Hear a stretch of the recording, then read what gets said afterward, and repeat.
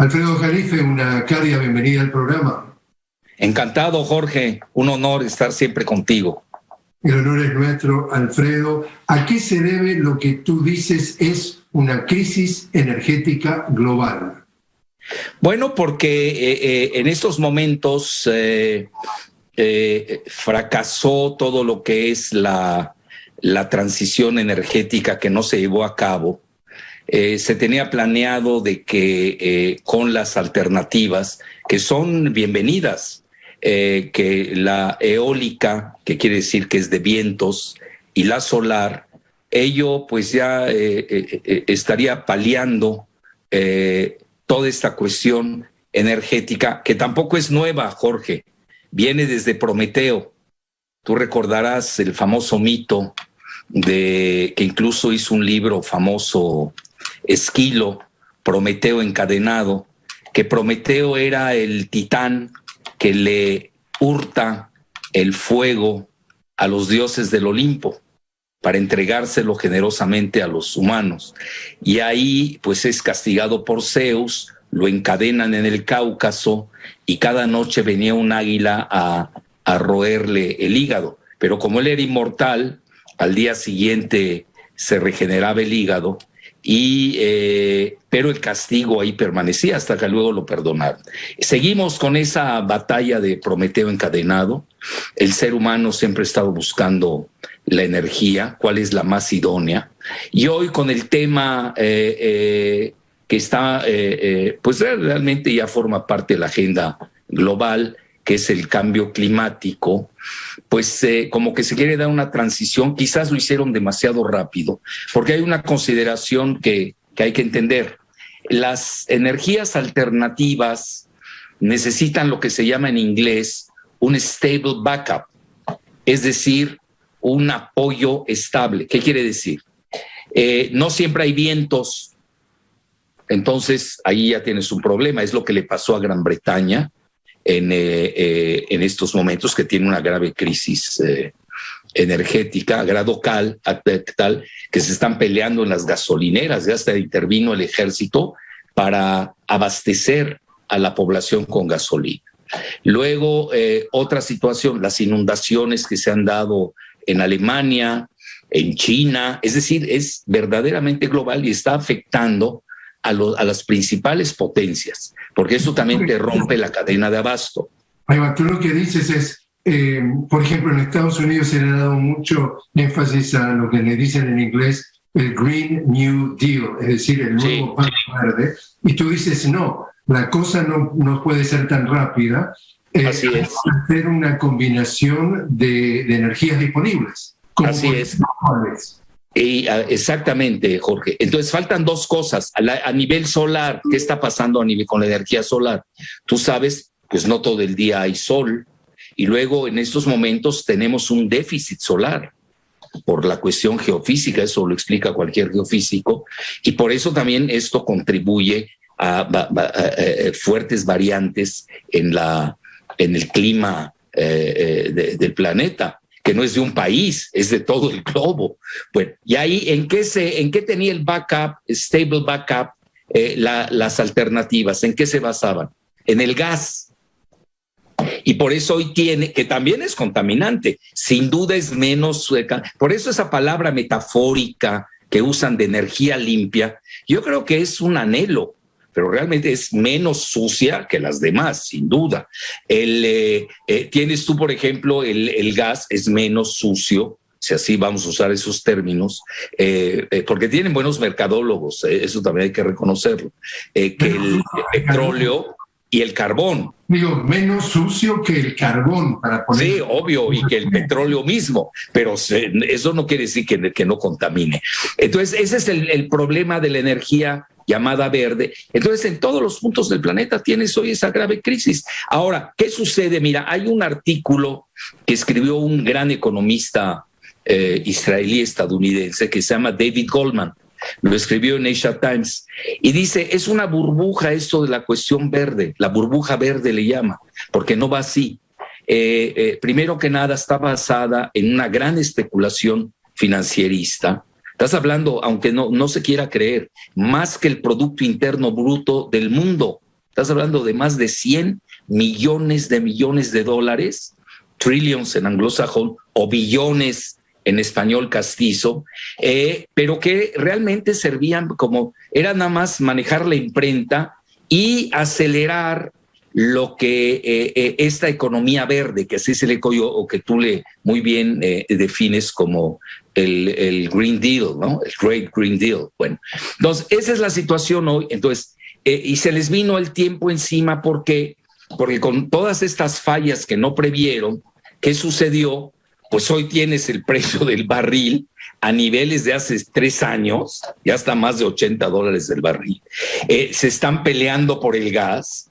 Rusia tenía contratos de mediano y largo plazo, sobre todo por la cuestión del Nord Stream 2, y todavía lo que queda, este famoso Nord Stream 2, el gasoducto que va directo de Rusia a Alemania, y que al final del día la administración Biden ya levantó todas las sanciones que estaban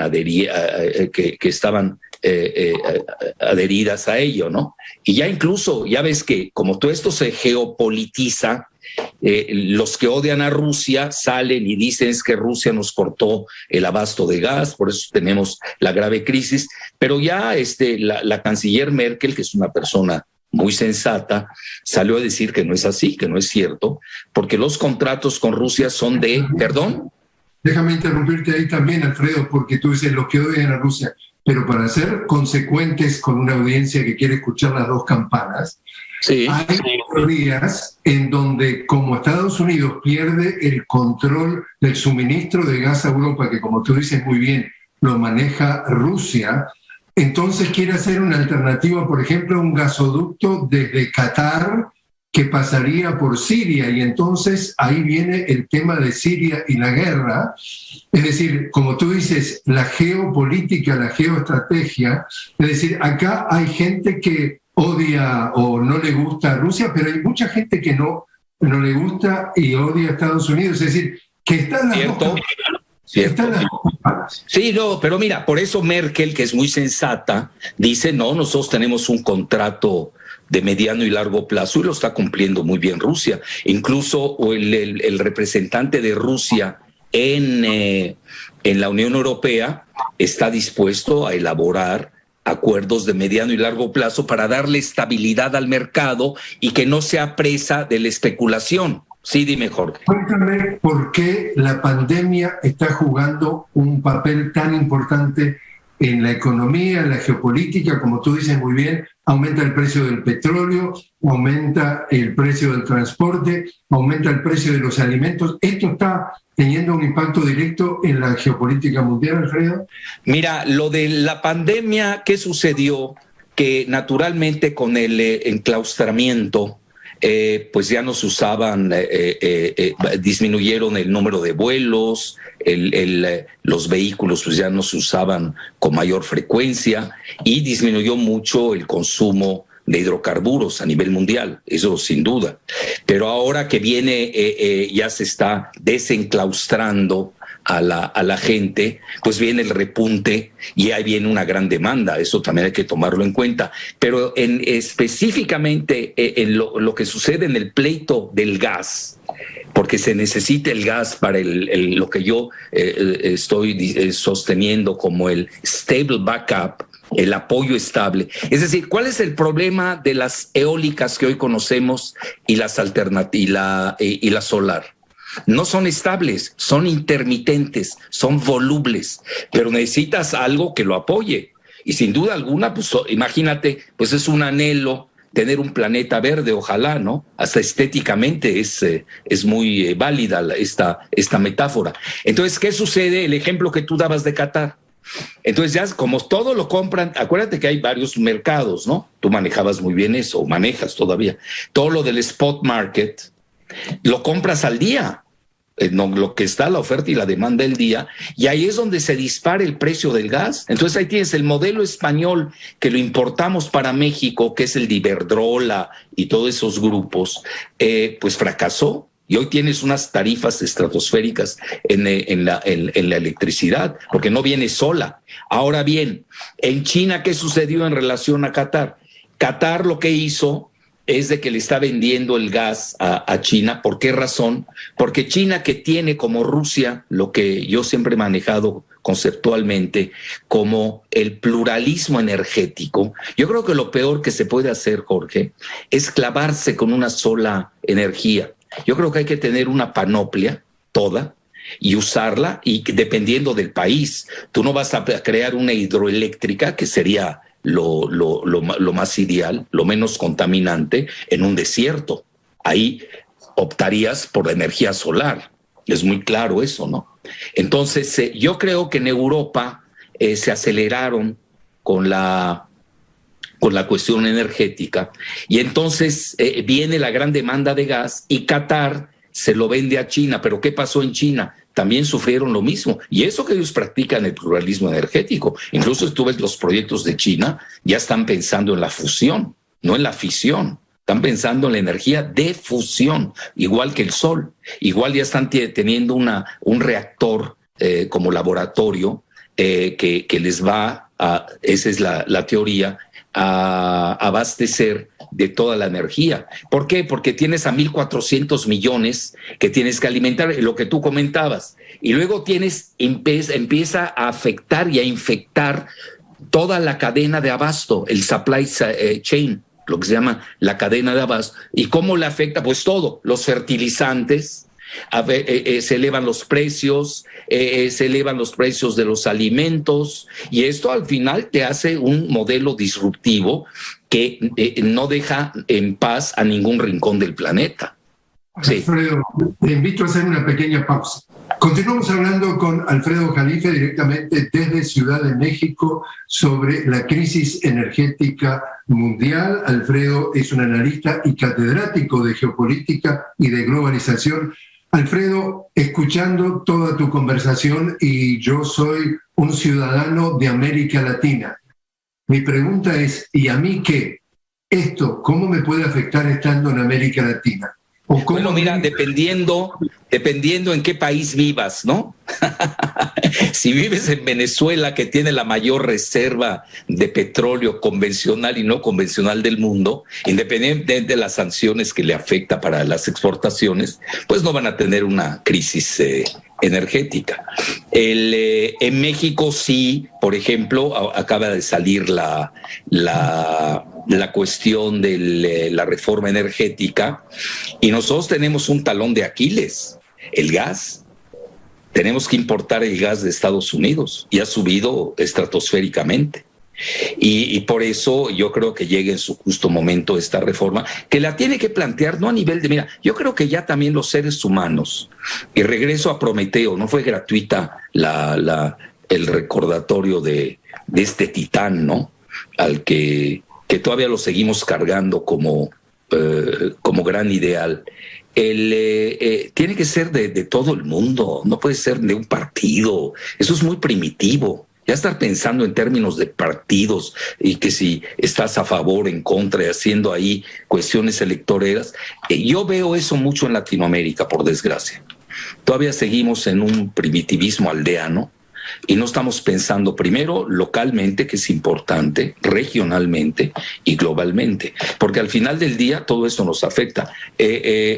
China, si tiene problemas de alimentación, ya ves, ahorita está tratando, ya tiene 2 tratados de libre comercio con Perú y Chile, está tratando de hacer uno con Uruguay para entrar al Mercosur. Ahí va, y déjame interrumpirte ahí, Alfredo, porque tú escribiste precisamente un artículo que tú le llamas la ruta, entre comillas, ¿no? La ruta de la seda y litio de China en Sudamérica. Sí. ¿A qué te refieres y cuánto es la pulseada por el acceso a los recursos naturales de América Latina entre Estados Unidos y China? Mira, hay una guerra geopolítica que ya es de nivel geoestratégico, porque ya es la geopolítica global entre Estados Unidos y China. Esa es la realidad. La mayor reserva del mundo de litio la tiene el triángulo que se llama blanco, porque ya sabes, le llaman oro blanco y al litio, que es un elemento más que mineral, que sirve, va a ser la energía del futuro, pero no para esta energía que estamos hablando. Es más que nada para la cuestión de baterías, para los vehículos eléctricos, para las laptops, que obviamente es de primer nivel. Y aquí tienes a Bolivia, a Chile y Argentina. La hija de Trump, Ivanka, incluso fue a ver la ruta de litio en la frontera con Bolivia, allá en Argentina, incluso a invertir. Es decir, ellos están pendientes de esos asuntos. Mucho se maneja, yo soy el teórico de eso, que el golpe de Estado en Bolivia se debió al litio que se lo habían entregado a China. Y naturalmente China, ¿cómo dices? Déjame interrumpirte también allí, porque no solamente que la especulación es que el golpe de Estado a Evo fue a propósito del litio, el mismo Evo dice, mi peor pecado fue industrializar el litio, sino que al día siguiente en Wall Street, las acciones de la compañía Tesla, que fabrica automóviles eléctricos con baterías de litio, esas acciones se dispararon en la bolsa de una manera estrepitosa, es decir, como tú dices, hay una sospecha importante.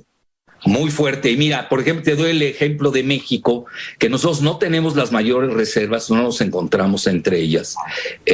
Australia es la que tiene muchas reservas, hay que reconocer, aunque hay 3 tipos de litio, pero no quiero perder a tu audiencia en esas cuestiones muy geológicas, pues también hay que ser muy preciso, son de alta especialidad. Pero, por ejemplo, en México nosotros tenemos el mayor depósito de litio del mundo, en las partes de Sonora, no muy lejos de Estados Unidos.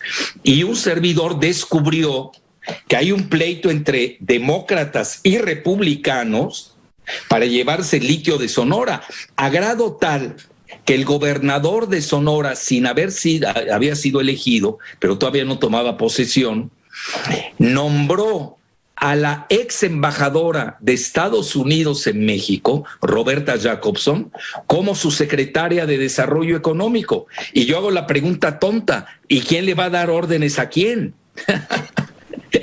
Ella, Roberta, es parte del lobby demócrata, y sobre todo yo descubrí que estaba detrás de ello, pues nada menos que Albright Stonebridge. Y Albright Stonebridge es todo el núcleo empresarial del Partido Demócrata.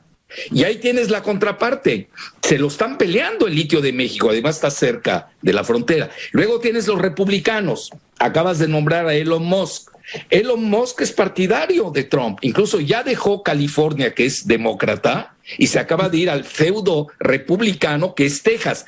Hay que saber la geopolítica local, regional, global, para ver todos estos juegos que ya son de supercomputadoras, donde a veces la mente humana es rebasada. Sí, dime. Lo que tú dices es clarísimo en cuanto a esta pulseada geopolítica entre Estados Unidos y China, pero quiero que tú nos hables de un tema que también tú lo manejas con mucha idoneidad, y es la guerra que hoy por hoy más importante del futuro ya no es con tanques, con misiles, sino entre Estados Unidos y China, por la data, por la inteligencia artificial. Cuéntanos qué importante entonces es el manejo de la información. Mira, aquí hay 2 consideraciones y te agradezco, es una muy buena pregunta, porque esto va a rebasar muchas cosas. Esa es la verdadera dicotomía del siglo XXI. El zar Vladimir Putin comentó en una escuela de alumnos de primaria, creo, en las afueras de Moscú, que quien controle la inteligencia artificial dominará el mundo. Pues ya parece ser que ya tenemos vencedor, mi querido Jorge. Yo lo escribí en mi columna de Bajo la Lupa en La Jornada, y no me baso en datos personales. Yo lo he venido siguiendo, lo de la inteligencia artificial, pero ya cuando te lo dice un peso pesado, un prodigio francés que se llama Nicolas Chaillan, así se escribe Chaillan, que es fuera de serie, es así un micro Einstein, o sí, dejémoslo ahí en Einstein, que ha tenido muchas startups, ha tenido mucho éxito. Él era el jefe, de ciberseguridad del Pentágono.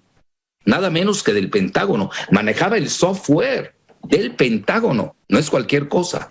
Y renunció la semana pasada, y precisamente cito al Financial Times, que es quien lo entrevista, independiente de que el Financial Times sea globalista, a veces aporta datos que son importantes. Yo en eso soy muy plural y muy ecuménico, no me clavo. Hoy el avance científico es tal que ya estamos hoy ante esta verdadera dicotomía de la inteligencia artificial entre China y Estados Unidos. ¿Y qué comenta este francés? Renunció. ¿Y cuál es la razón? Dice, porque ya China nos ganó la batalla de la inteligencia artificial y nos lleva una delantera de 20 años.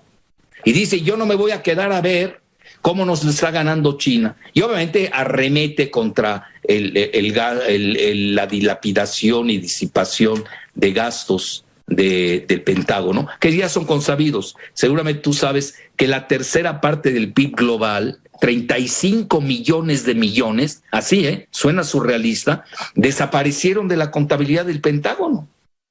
Digo, ¿alguien puede creer esto a estas alturas del siglo XXI en una superpotencia? Bueno, ahí tienes, mira, puede ser también, yo no lo tomo, como dicen en inglés, face value, ¿no? Así como lo dijo Shayan, hay que ser dialécticos. Y mi muy humilde opinión es que también se puede dar que él esté exagerando con su renuncia, con el fin de controlar más a los gigantes de Silicon Valley para que ya contribuyan en la gran cruzada de la inteligencia artificial y no se queden rezagados frente a China. Esa es una opinión. Y ahí obligan al Congreso a aportar más inversiones en este rubro. Sí, que me ibas a decir, Jorge. Que también hay precisamente en Chile se acaba de votar una ley que es para controlar, digamos, le llaman la neuro legislación, es decir, dentro de la inteligencia global se especula que puede llegar a haber tal cantidad de datos que pueden influir en la manera, el comportamiento de las personas a través justamente de ese bombardeo de datos. Entonces hicieron una ley en Chile que dice hay que cuidar, hay que defender la última frontera del ser humano, que es su mente. Es decir, incluso en la inteligencia global está en juego eso, la influencia en las mentes humanas. No, pues te van a marcar la pauta de tu conducta y además se anticipan, como mira, la conducta al final de día tiende a ser, por la preservación de las especies, tiende a ser repetitiva. No creas que diario cambiamos de forma de ser. La puedes encubrir, pero al final del día la conducta suele ser repetitiva y es muy previsible. Y eso, natural, a mayor datos, el Big Data, por eso los chinos llevan la gran delantera. No solamente son muy buenos en la cibernética, sino que además son muy buenos innovadores en ese rubro, pero que además tienen a 1.400 millones de Big Data, que Estados Unidos nada más tiene 330. Pero mira, aquí tocaste un rubro muy importante. Yo creo que eso tenemos que estar más pendientes de eso en Latinoamérica. Estamos fuera de la jugada. Mira, yo te doy mi ejemplo. A mí, con la mano en la cintura, el expresidente Calderón y Enrique Krause Kleinborg, porque son muy poderosos a nivel de las estructuras de poder de Estados Unidos, porque pues les dan todo, ¿no? Ellos quieren que México no exista y que sea una colonia de Estados Unidos. Le pidieron mi cabeza en Twitter y se la dieron, sin ningún motivo. Entonces, eso es muy peligroso porque, no, imagínate, si a un ciudadano común lo haces papilla con la red Twitter, ya no quiero hablar de las otras redes sociales, no tenemos resguardos soberanos. Ya olvídate ya de la soberanía en los países, voy más lejos, no tenemos resguardos legislativos, no estamos legislando en Latinoamérica al respecto. Y luego, ya no tenemos resguardos a nuestra intimidad. Eso es muy grave. En Latinoamérica la veo pasiva en el tema, uno, de el control que ya ejercen sobre nosotros las redes sociales, que no supimos prevenir. Bueno, no lo supimos prevenir, pero nunca es tarde. Tenemos hoy la oportunidad de resarcir esos huecos. Felicito, yo no había seguido lo que acabas de comentar, Jorge, de Chile. Los felicito, se me hace que es de gran avanzada, pero tenemos que hacerlo en toda Latinoamérica y tenemos que pensar, bueno, ¿Cómo va a operar Latinoamérica en esta nueva dicotomía de la inteligencia artificial? En esta grave crisis energética global, que no va a ser la primera. Bloomberg lo reconoció, dice, vienen varias, porque ya se dieron cuenta que las alternativas eran un bluff especulativo y nadie está en contra, ¿eh? Yo ya te dije mi postura, yo soy plural energético, pero también hoy ya incluso están pensando, imagínate, en regresar al carbón. Están pensando en regresar a las plantas nucleares pequeñas, lo que se llama en inglés plantas modulares, reactores modulares pequeños nucleares. Ya Gran Bretaña está lanzando la idea. Y Francia, el día de ayer y antier, el presidente Macron, que tú sabes, 75% de la electricidad en Francia proviene de las plantas nucleares, que sufrió 2 tropiezos muy fuertes, hay que reconocerlo. Mira, uno cuando pone todas las cartas sobre la mesa, sopesa y valora y toma una decisión adecuada para cada país y su cultura.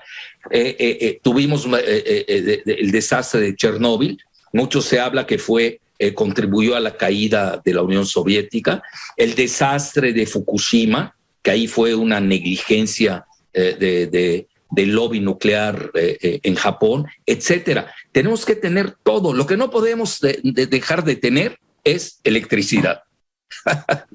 Alfredo Jalife, muchísimas gracias por haber estado con nosotros. Encantado, un enorme placer, como siempre, honor.